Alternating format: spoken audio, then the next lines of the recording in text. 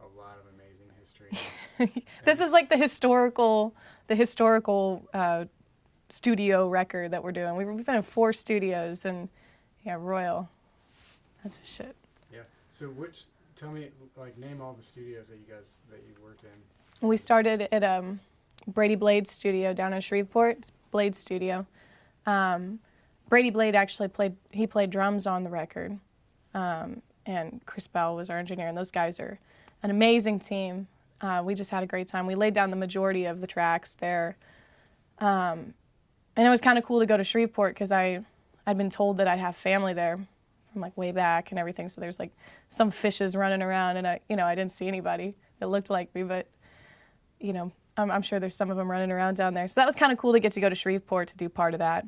And then we went to Zebra Ranch for a day and cut with Sade and Malcolm, and then we came to Royal, and the Norman sisters came and sang on the record, and we did some mixing. So Charisse and Chantel.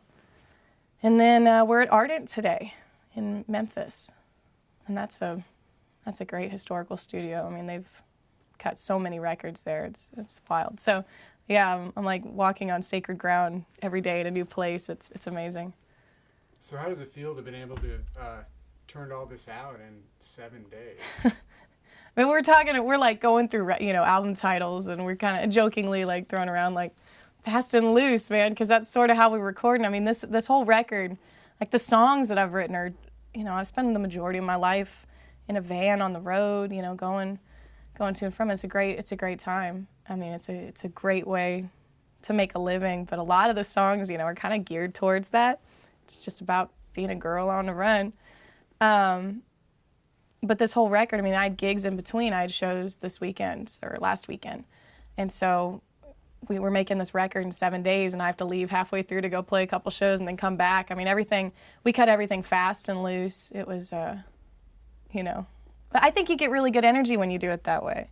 Everything's really natural. I mean, kind of just let Brady Blade do what he does. We played him the song, and then, Luther's playing bass on the record, and Brady's playing drums. It's like those guys are just a great team together, and everything they came up with was really organic. I feel like all the cuts are very, very raw, very true, very organic, and it feels good.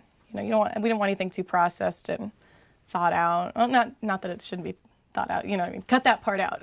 But we didn't want anything like crazy processed and, and real. So.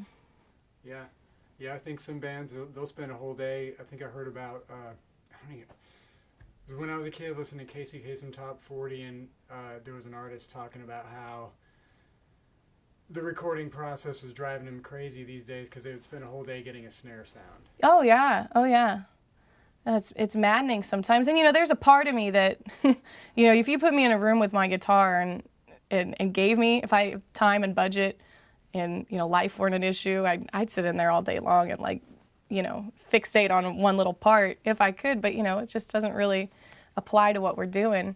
And I kind of, you go back and I'll hear a mistake or something that I don't think is quite right, and with a little bit of time and knowing where it's coming from, it feels good, and it's like, oh, it's supposed to be there.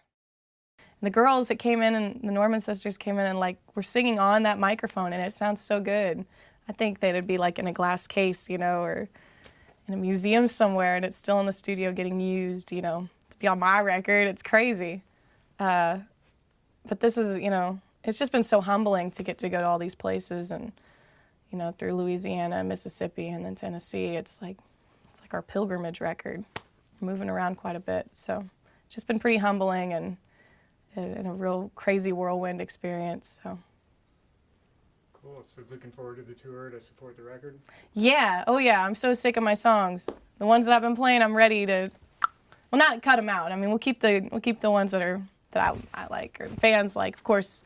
But I'm so ready to put new material out there. And this stuff rocks. I mean, it's a little different, Some of it's a little more edgy. And I'm okay with that. I hope that our fans are too, But it's definitely a self-indulgent record for me. I'm writing rock songs, and I love it.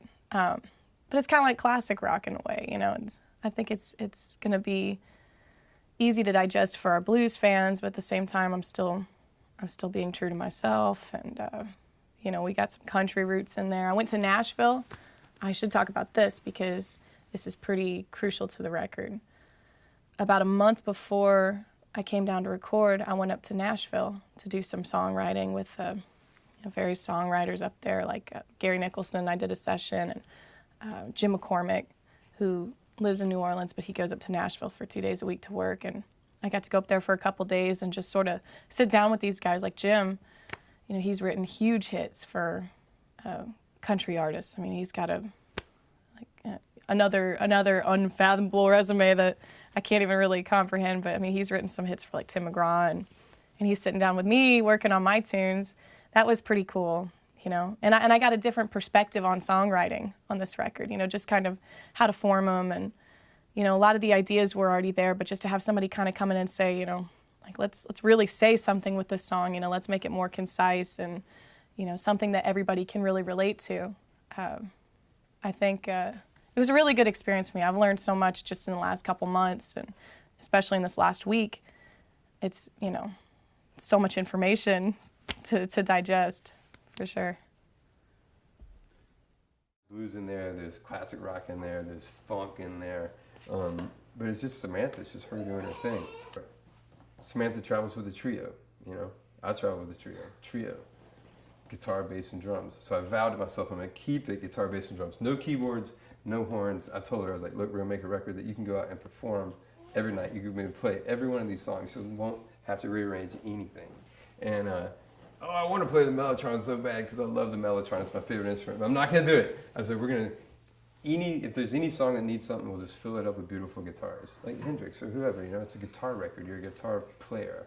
And I love playing bass. It's my favorite thing to do. And I really had so much fun playing these grooves with Brady. And, you know, the bass is live, the drums are live, the guitar, and almost all the vocals are live. And we nailed it, man. That's how you record the blues, you know, that's it.